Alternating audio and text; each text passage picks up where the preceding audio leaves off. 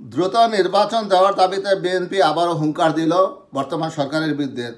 তারা বলল যে ক্ষমতা থাকার চেষ্টা করলে শেখ হাসিনার পরিণতি হবে বর্তমান অন্তর্বর্তীকালীন সরকারের।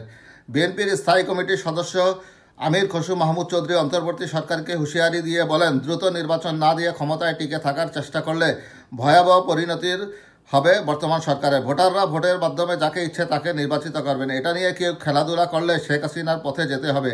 এখানে অন্য কিছু করার কোনো ব্যত্যয় নেই।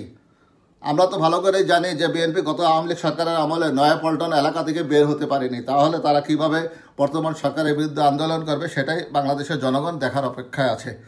বুধবার 1 জানুয়ারি বিকেলে বাংলাদেশ জাতীয়তাবাদী ছাত্রদলের 46তম প্রতিষ্ঠা বার্ষিকী উপলক্ষে চট্টগ্রামের 16 শহরের বিপ্লব উদ্যানে র্যালিপূর্ব এক সমাবেশে তিনি এই হুঁশিয়ারি দেন। বিএনপি নেতা আমির খসরু বলেন, আন্দোলনের নামে আজ আমরা নতুন নতুন বয়ান শুনছি। আন্দোলন ছিনতাই করে নিয়ে যেতে চাচ্ছে। আন্দোলন কি হাইজ্যাক করার মতো বিষয়? আন্দোলন কি এমন জিনিস যে হাইজ্যাক করে বাড়িতে নিয়ে যেতে পারবেন? বয়ান দেওয়ার আগে একটু চিন্তা করে দেখবেন। আমরা এই আন্দোলনকে প্রশ্নবিদ্ধ করতে চাই না। এই আন্দোলন বাংলাদেশের 18 কোটি মানুষের। তিনি আরও বলেন, অন্তর্বর্তীকালীন সরকারের দায়িত্ব হচ্ছে শান্তিপূর্ণভাবে ক্ষমতা হস্তান্তর করা নির্বাচিত সরকারের হাতে। এর বাইরে আর কোনো দায়িত্ব নেই। আর যে সংস্কারের গল্প করা হচ্ছে সেগুলো হবে আগামী সংসদে, অর্থাৎ নির্বাচিত সংসদ সদস্যরা যত সংস্কার প্রয়োজন তা করবে।